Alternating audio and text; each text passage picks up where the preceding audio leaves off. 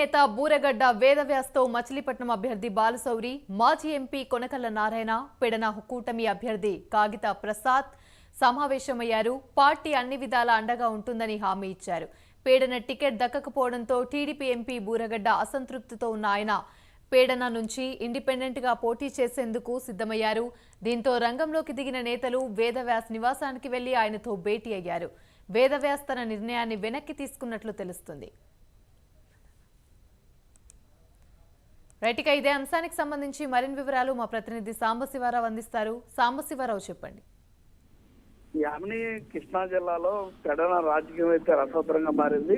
ముఖ్యంగా మనం చూసినట్లయితే ఆ వేదవ్యాస గతంలో టీడీపీ తరఫున టికెట్ వస్తుందని ఆశించినప్పటికీ కూడా అది కాస్త కాగిత కృష్ణప్రసాద్కి టికెట్ కేటాయించడంతో అప్పటి నుంచి కూడా ఏదైతే పార్టీతో విభేదించకుండా బయటనే అనారోగ్య కారణాల వల్ల కానీ ఇతరత్ర కారణాల వల్ల ఎక్కడ కూడా పార్టీ మీటింగ్స్ లో కానీ ఎక్కడ కూడా పాల్గొనకుండా తను ఒక ప్రత్యేక కార్యాచరణ అయితే ప్రకటిస్తానంటూ కూడా అల్టిమేటం ఇస్తాం జరుగుతోంది. దానికి సంబంధించి మరికొద్ది రోజుల్లో పార్టీ మారడం కానీ ఇండిపెండెంట్ అభ్యర్థిగా కానీ పోటీ చేస్తారంటూ కూడా సంకేతాలు రావడంతో ముందుగానే గ్రహించినటువంటి ఏదైతే బాలశౌరి ఉన్నారో అంటే జనసేన టీడీపీ బీజేపీ భాగస్వామ్యంలో జనసేన పార్టీ అభ్యర్థిగా బాలశౌరి మచిలీపట్నం పార్లమెంటు పోటీ చేస్తున్నారు.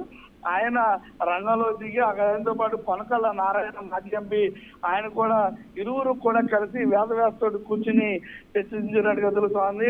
ఎట్టి పరిస్థితుల్లో కూడా మీకు తగినటువంటి గౌరవం ఇస్తాం, రానున్నటువంటి రోజుల్లో ప్రభుత్వం ఏదైతే అధికారంలోకి రాగానే సముచిత స్థానంతో పాటు సముచిత ఏదైతే నామినేటెడ్ పదవులు ఉండే వాటిలో కూడా మీకు తగినటువంటి స్థానాన్ని ఇస్తాం. కంపల్సరిగా జనసేన టీడీపీ బీజేపీ భాగస్వామి కూటమిలోనే మీరు ఉండాలి, ఇతర పక్షాలకు వెళ్ళొద్దు, అదేవిధంగా ఎక్కడా కూడా ఇండిపెండెంట్ గా చేస్తాననే ఆలోచన కూడా చేయొద్దంటూ కూడా ఇరువురు కూడా ఆయన నచ్చజెప్పినట్టు తెలుస్తోంది. దానికి సంబంధించి వేదవ్యాస్ కూడా కాస్త ఆలోచనలో పడి తర్వాత ఒప్పుకున్నట్టుగా కూడా సరే మీరు అందరూ కూడా కలిసి ముందుకెళ్దాం అనే విధానంగా వచ్చినట్టుగా కూడా తెలుస్తోంది.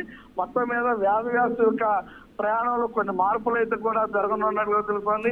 కాబట్టి వేదవ్యాస్ చాలా అక్కడ పెడ నియోజకవర్గంలో మంచి ఫాలోయింగ్ ఉంది, అదేవిధంగా ఓట్ బ్యాంక్ కూడా ఉంది. కాబట్టి అలాంటి వ్యక్తులు ఎక్కడ కూడా వదులుకునే ప్రసక్తి లేకుండా వదులుకోకుండా రాజకీయ పరంగా కూడా ఆయన్ని రేపు క్యాంపెయినింగ్ విషయంలో కూడా ఆయన ముందుండి నడిపే విధంగా కూడా ఉండాలంటూ పార్టీ పెద్దగా ఉండాలి, నియోజకవర్గానికి పెద్ద దిక్కులా మీరు మా ముందుండి నడిపించాలనే ఆలోచన చేసినట్టుగా కూడా చెప్తా ఉన్నారు. మొత్తం మీద అటు బాలశౌరి మరి కొనకల్ల నారాయణ ఇరువురు సంప్రదింపులతోటి వేదవ్యాస అయితే మాత్రం ఒప్పుకుని ఆయనకి మీదట టీడీపీ జనసేన భాగస్వామి కూటమి తరఫున ముందుకు వెళ్లేటువంటి ఆలోచనలో ఉన్నట్టుగా తెలుస్తుంది. ఆయన ఇప్పటిదాకా ఇండిపెండెంట్ గా కానీ అటు వైసీపీలు కానీ వెళ్తారనేటువంటి వాదనకైతే మాత్రం తెరపడి ఉంది.